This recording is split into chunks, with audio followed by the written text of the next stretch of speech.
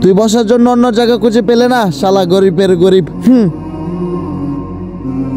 Sir এই নেন আপনাদের খাবার। আরে এই শালা গরিব আমাকে জিজ্ঞেস না করে আমার পিৎজা খেয়ে নিতেছে। জলদি খেয়ে নেই, না হলে এই শালা সবগুলা খেয়ে নিবে। ভাইয়া নেন। এই দূর শালা গরিব।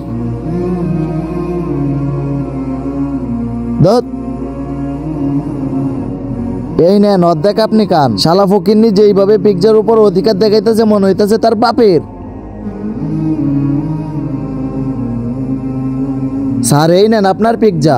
আমার পিৎজা? আমি না একটু আগে আমার পিৎজা খেলাম। বন্ধুরা, একটা ইসলামিক ভিডিও তো সকলেই দেখি, কিন্তু কয়জনই এই ইসলামিক ভিডিওতে লাইক সাবস্ক্রাইব করে? আর আজকে এটাই দেখবো, আজকের এই ইসলামিক ভিডিওতে কয়জনে লাইক সাবস্ক্রাইব করে।